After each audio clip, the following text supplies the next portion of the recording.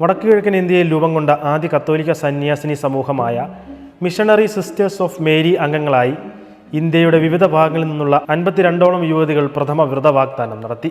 മേഘാലയയുടെ തലസ്ഥാനമായ ഷിലോങ്ങിലെ Mary help of Christians in Shillong കത്തീഡ്രലിലായിരുന്നു ചടങ്ങുകൾ.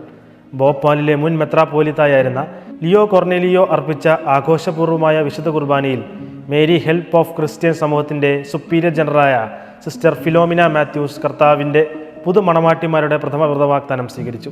ഏതാനും ദിവസങ്ങൾക്ക് മുൻപ് ആസാമിലെ ഹാഡിഗോവാണിലെ ലിറ്റിൽ ഫ്ലവർ കോൺവെന്റിൽ വെച്ച് ഇതേ സമൂഹാംഗങ്ങളായ 36 കന്യാസ്ത്രീകൾ നിത്യവ്രത വാഗ്ദാനം നടത്തിയിരുന്നു. ഗുവാഹത്തി മെത്രാപ്പൊലിത്ത ജോൺ മൂലച്ചിറ വിശുദ്ധ കുർബാനയ്ക്ക് മുഖ്യ കാർമ്മികത്വം വഹിച്ചു. 1942 ഒക്ടോബർ 24 ഗുവാഹട്ടിയിൽ വെച്ച് ബിഷപ്പ് സ്റ്റീഫൻ ഫെർണാണ്ടോയാണ് missionary sisters of Mary help of Christian സമൂഹം സ്ഥാപിച്ചത്. പോകൂ, സുവിശേഷം പ്രഘോഷിക്കൂ എന്നതാണ് സഭയുടെ മുദ്രാവാക്യം.